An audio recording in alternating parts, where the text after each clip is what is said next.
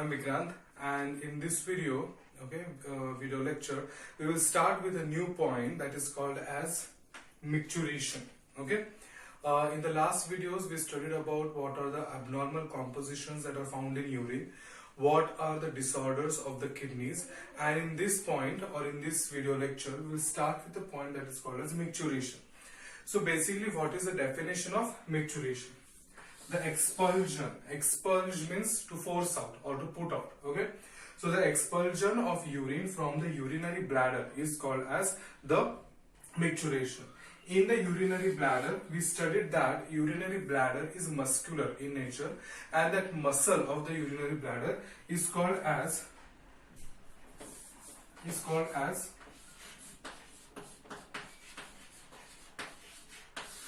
the detrusor muscle.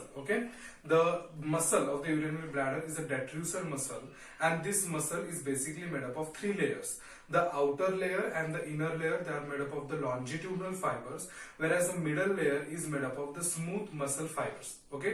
Now urinary bladder is basically in contact with three neurons. Three neurons, not three neurons, but it is in contact with the neurons of three types of different nervous system. These two parts, that is the sympathetic nervous system and parasympathetic nervous system, are a part of autonomic nervous system. Autonomic nervous system means the nervous system which is not under voluntary functioning, or it is not under our control or will.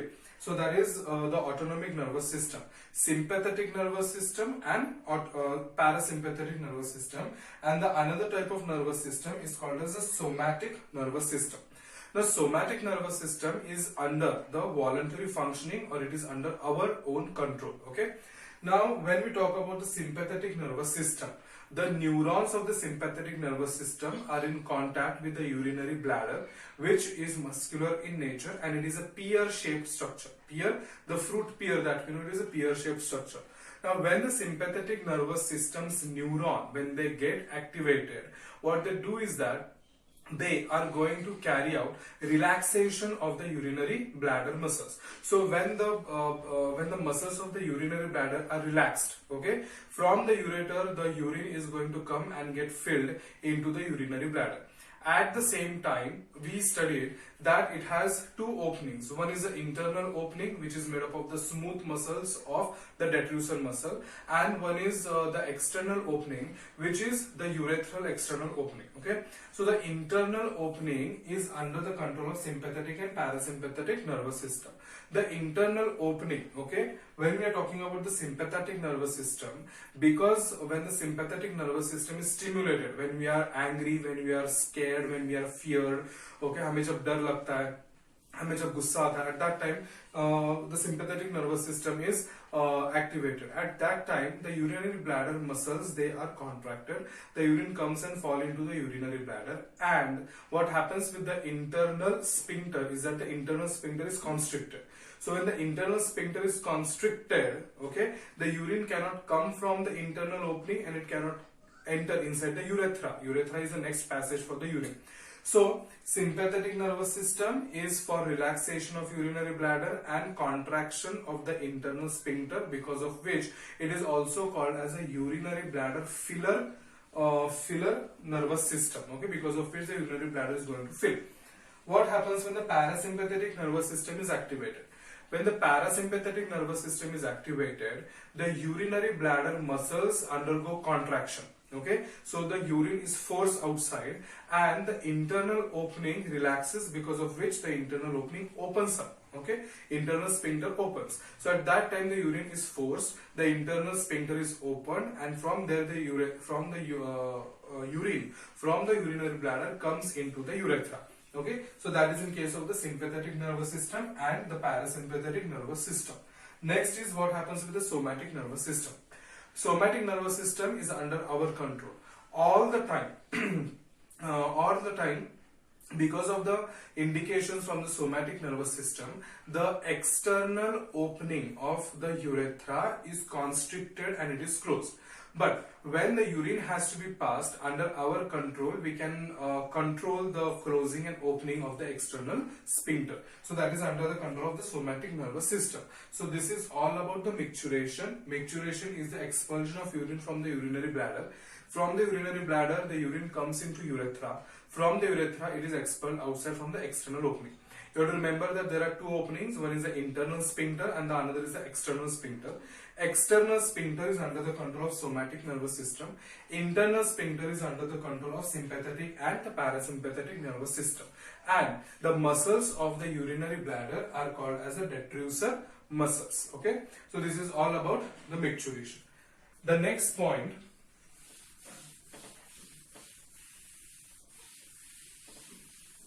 that we will see is the physical properties and chemical properties of urine. Okay, so what are the physical properties of urine? Urine is basically transparent. Okay, it is faint yellowish in color. Okay, now this yellow color is because of a pigment that is present, which is called as the urochrome pigment, and this pigment gives faint yellowish color to the urine. The average pH of urine falls in between around 4.5 to around 8 or 8.2 pH. Okay, now we have to remember that the acidity or the basicity of the urine or the color of the urine, whether it might be very transparent like water or it will be very yellowish in color, it might be because of the food substances that we eat. Okay, so these food substances are also responsible for the coloration of urine. There is a variation in the colors of the urine, or they are also responsible for the acidity and basicity of the urine. If suppose we eat a lot of fruits, okay, fruits increases the acidity of the urine. If we eat a lot of green vegetables, these green vegetables are going to increase the basicity of urine. Suppose if we are eating, suppose if we are, so that is about the acidity and basicity. What about the coloration? Okay, if suppose we take a medicine, okay, or a drug which is orange in color, okay, so this orange color basically it comes out, or the urine becomes orangish in color after 2 to 3 hours of the consumption. If suppose if we eat the vitamin B complex medicines, you can see that after some hours the urine comes in a very dark yellowish in color. So all that coloration and all the acidity and basicity of the urine depends also upon what we eat, what we are consuming, and what are the internal conditions of the body. Now nextly, so this is some points of the urine physical properties. Next point is that when we talk about the physical properties of urine, okay, the drugs, they also play an important role in the coloration of the urine. After that,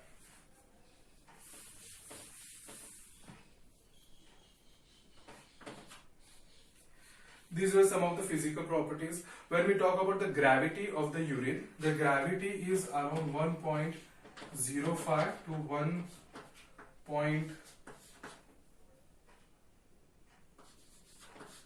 1.05 to 1.25 is the gravity of the urine. It might be the gravity of the urine. Next is what are the chemical properties of urine. In chemical properties of urine, okay, now the chemical property of the urine also depends upon what types of acids and what types of organic substances and inorganic substances are released from the urine. When we talk about the organic substances of urine, we know that urine basically excretes urea, uric acid, ammonia, amino acids, then there can be hippuric acid, oxalic acids. All these are the different types of acids that are excreted from the urea, which comes under the organic substances. Okay. Then, in case of the inorganic substances, the ions, it might be potassium, chloride, sodium. Okay. Then it might be magnesium, calcium, phosphates. All these come under the category of the inorganic substances.